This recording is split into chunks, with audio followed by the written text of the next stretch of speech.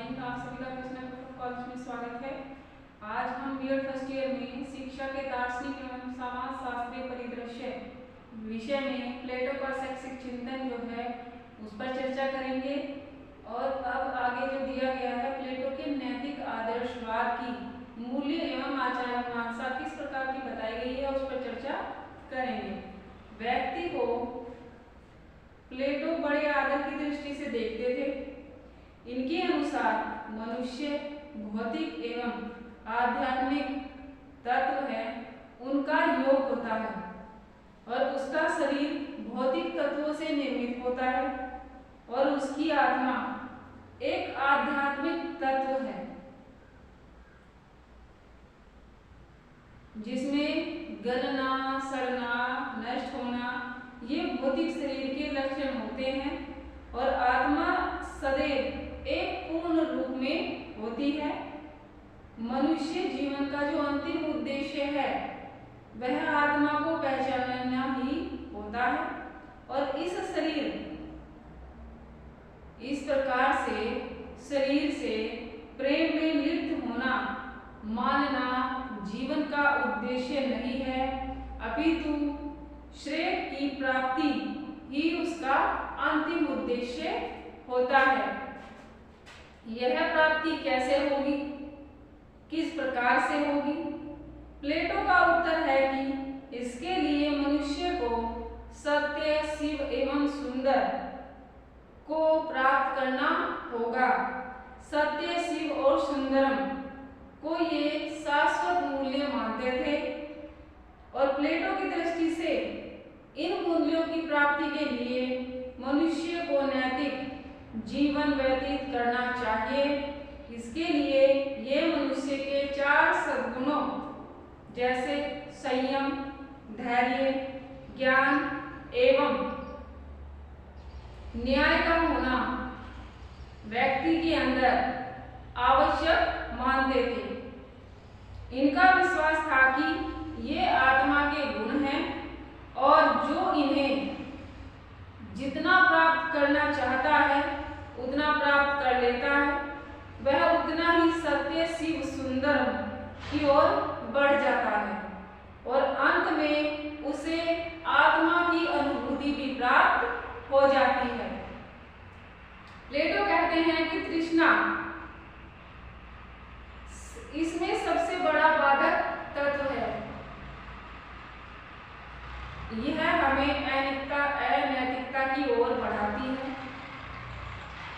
अतः आवश्यक है कि विवेक से इस पर नियंत्रण किया जाए। तृष्णा की पूर्ति से हमें शारीरिक सुख अवश्य मिलता है, पर यह सुख क्षणिक होता है और निम्न कोटि का होता है। स्थायी सुख विवेक से ही प्राप्त होता है, अतः हमें उसी की प्राप्ति के लिए प्रयत्नशील रहना चाहिए।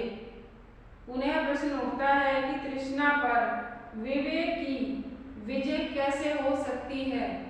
प्लेटो कहते हैं कि मनुष्य को सामाजिक हित के लिए स्वयं के हित का त्याग करना पड़ता है और ऐसा करने से मनुष्य अनैतिक कार्यों से बच जाता है और उसका विवेक जागृत हो जाता है और यह विवेक उसे वास्तविक सुख की उपलब्धि कराएगा। अब है प्लेटो का शैक्षिक चिंतन।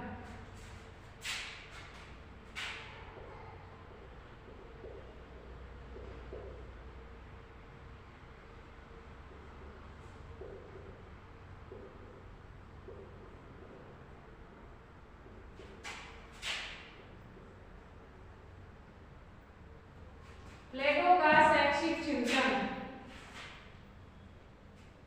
प्लेटो शिक्षा पर अलग से विचार करने एवं उन्हें विस्तृत अभिव्यक्त करने वाले संसार के सबसे पहले व्यक्ति थे। इनके ये विचार मुख्य रूप से इनके द रिपब्लिक और द लॉज नामक ग्रंथों में मिलते हैं। रिपब्लिक इन्होंने अपनी प्रौढ़ावस्था में लिखी थी और लॉज वृद्धावस्था में लिखी थी। यही कारण है कि रिपब्लिक और लॉज में इनकी शिक्षा संबंधी जो भी विचार दिए गए हैं उन दोनों में कुछ भिन्नताएं पाई जाती हैं और लॉज में इनके संपूर्ण जीवन के अनुभवों पर आधारित विचार हैं। उन्हें हम अधिक परिपक्व विचारों के रूप में ले सकते हैं, ग्रहण करते हैं तो अधिक अच्छा हमारे लिए होगा। प्लेटो का साहित्य काव्य यानी कल्पना, संवाद और दर्शन का अद्भुत मेल भी मिलता है। दूसरे उनके जीवन एवं विचारों में भी कुछ भिन्नता थी। इस कारण से प्लेटो को समझना एक कठिन कार्य भी है। विद्वानों ने इन्हें इनके दर्शन के प्रति कुछ मतभेद भी दिखाई देता है, पर एक बात पर सब एक मत रहते हैं और यह कहते हैं कि प्लेटो दो संसारों में विश्वास करते थे, एक तो भौतिक संसार, दूसरा प्रत्ययों का संसार। प्रत्ययों के संसार को ये वास्तविक संसार एवं सत्य स्वीकार करते थे और भौतिक संसार को ये अवास्तविक और असत्य मानते थे। प्लेटो भौतिक जगत के व्यवहारिक सत्ता को स्वीकार करते थे, तदनुकूल मानव प्राणी के शरीर की पर इनका अंतिम उद्देश्य मानव को सत्य विचारों की ओर देना था, जिनके द्वारा ही वह आत्मा की अनुभूति कर सकते हैं। इसके लिए ये नैतिकता अर्थात सद्गुणों के विकास पर बल देते थे और मानव के इन सद्गुणों के विकास के लिए ये राज्य की आवश्यकता को भी स्वीकार करते थे। इनकी दृष्टि से राज्य एक दैवीय व्यवस्था होती है जिसका सबसे बड़ा कार्य होता है मनुष्य के कल्याण का कार्य करना और इनके मत से राज्य मनुष्य के अनैतिक कार्यों पर भी नियंत्रण रख सकता है, उन्हें समाज में सहयोग से रहने के लिए भी प्रवृत्त कर सकता है और समाज में रह रहे व्यक्तियों की भलाई के जो कार्य हैं उनको करने में भी व्यक्तियों के लिए कार्य कर सकता है। इसी मूलभूत विचारधारा पर इनका शैक्षिक चिंतन आधारित है। यहाँ इनके शैक्षिक विचारों को क्रमबद्ध अध्ययन के रूप में प्रस्तुत किया गया है। इसमें इन्होंने सबसे पहले शिक्षा का संप्रत्यय बताया है।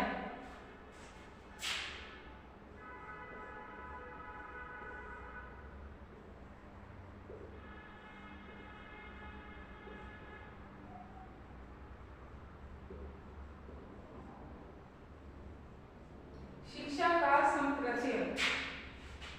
प्लेटो ने शिक्षा की प्रक्रिया के स्वरूप की तो व्याख्या नहीं की, परंतु उसके कार्य की व्याख्या अवश्य की है कि किस प्रकार से शिक्षा के कार्यक्रम को चलाया जाए। उसी आधार पर उसको परिभाषा में बांधा भी है। प्लेटो वस्तु जगत की व्यवहारिक जो सत्ता है उसे स्वीकार करते थे और उसी के अनुकूल मनुष्य के जीवन को भी इनकी दृष्टि से मनुष्य जीवन का अंतिम उद्देश्य आत्मा की अनुभूति ही होता है और इस प्रकार से ये शिक्षा द्वारा मनुष्य के जीवन के लिए भी मनुष्य को तैयार करना चाहते थे और उसे आत्मा अनुभूति को प्राप्त करने के योग्य बनाना चाहते थे। इनकी अपने शब्दों में जो शिक्षा की परिभाषा है, शिक्षा का कार्य मनुष्य के शरीर और आत्मा को वह पूर्णता प्रदान करना है जिसके कि वह योग्य है। ऐसा उन्होंने कहा है प्लेटो जी ने कि शिक्षा का कार्य मनुष्य शरीर और आत्मा को वह पूर्णता प्रदान करना है जिसके कि मनुष्य योग्य है। प्लेटो की दृष्टि से व्यवहारिक जीवन जीने और अनुभूति करने, आत्मा की अनुभूति करने भी, दोनों के लिए मनुष्य में अच्छी आदतों के सद्गुणों का होना भी आवश्यक होता है।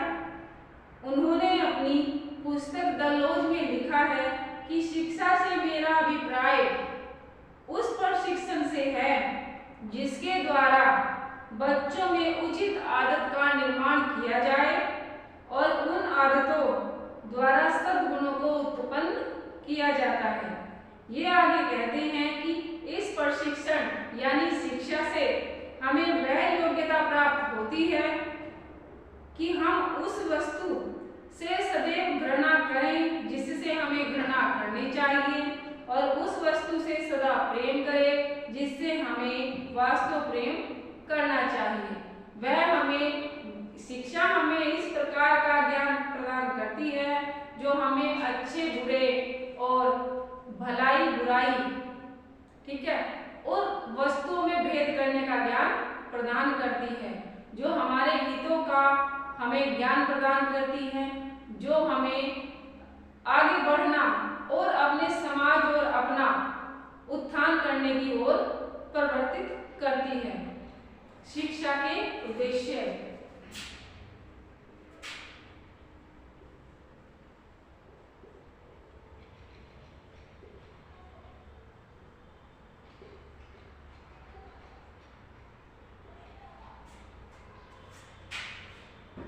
प्लेटो की दृष्टि से मनुष्य जीवन का अंतिम उद्देश्य आत्मा की अनुभूति करना है। अतः शिक्षा का भी अंतिम उद्देश्य यही होना चाहिए, क्योंकि मनुष्य को आत्मा अनुभूति करने योग्य शिक्षा के द्वारा ही बनाया जा सकता है। पर साथ ही प्लेटो ने इस जगत और उसमें मानव जीवन के व्यवहारिक पक्ष पर ध्यान दिया। इन्होंने स्पष्ट घोष किया है कि राज्य को अपने नागरिकों की उचित शिक्षा दीक्षा की व्यवस्था करनी चाहिए, ऐसी शिक्षा कि जिससे राष्ट्र के श्रेष्ठ नागरिकों का निर्माण हो सके, उनके नैतिक जीवन जीते हुए वह आत्मा की अनुभूति को प्राप्त कर सके। शिक्षा के उद्देश्यों के संबंध में प्लेटो के बिखरे हुए विचारों को निम्नलिखित शीर्षकों के द्वारा क्रमबद्ध भी किया गया है। जैसे पॉइंट नंबर 1 बताया है, श्रेष्ठ नागरिकों का निर्माण करना।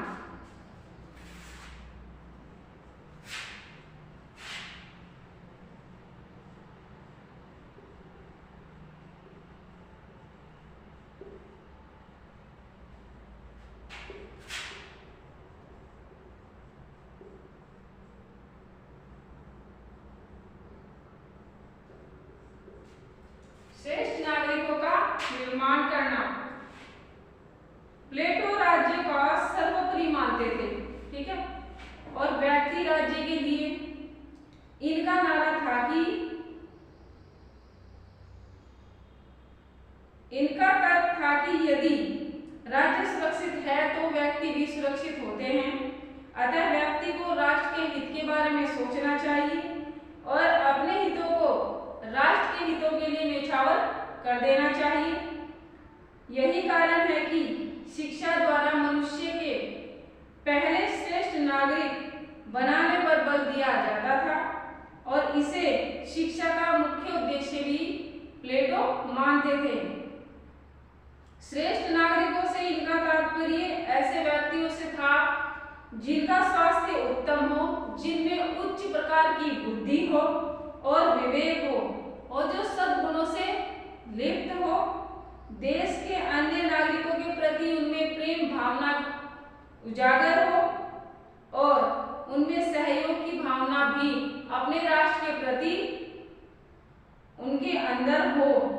आदर और समर्पण की भावना, इन सब भावनाओं का समाहित उन व्यक्तियों के अंदर, उन नागरिकों के अंदर होना चाहिए। वह अपने हित से पहले अपने राष्ट्र के हित के बारे में सोच विचार करने वाले हों। इन्होंने स्पष्ट किया कि ऐसे नागरिकों से राज्य की एकता सुरक्षित रहती है तो राज्य भी सुरक्षित रहता है और राष्ट्र प्रगति की ओर बढ़ता है, प्रवृत्त होता है। अब योग्यता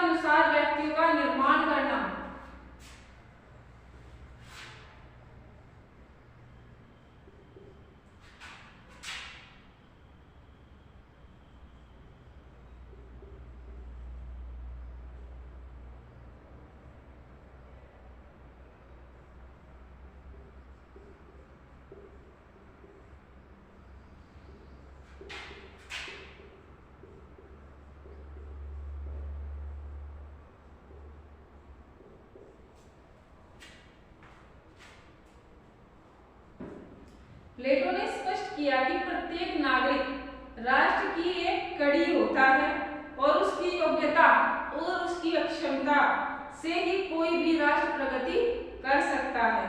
अतः शिक्षा द्वारा प्रत्येक मनुष्य की योग्यता एवं उसकी अक्षमता का विकास किया जाना चाहिए। इनकी सम्मति से इन्होंने आगे स्पष्ट किया है कि प्रत्येक राज्य को सैनिक, प्रशासक, व्यापारी और सेवक चाहिए होते हैं।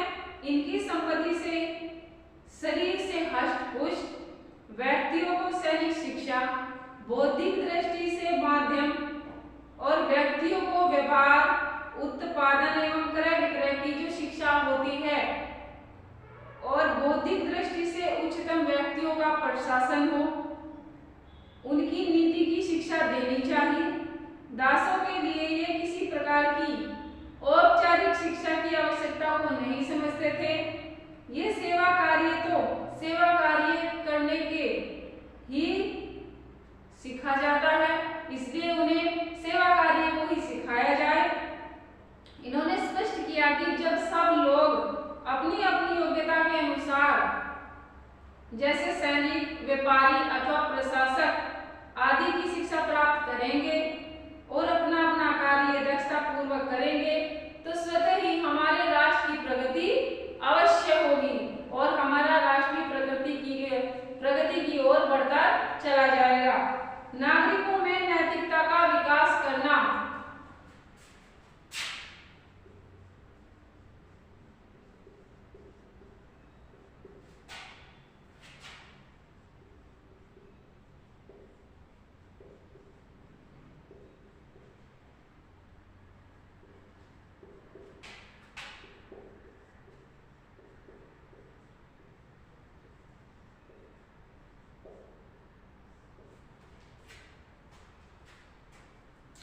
प्लेटो राष्ट्रभक्त नागरिकों के निर्माण पर बल देते थे। इनका स्पष्ट मत था कि प्रत्येक नागरिक को राज्य द्वारा बनाए गए नियमों का पालन करना चाहिए।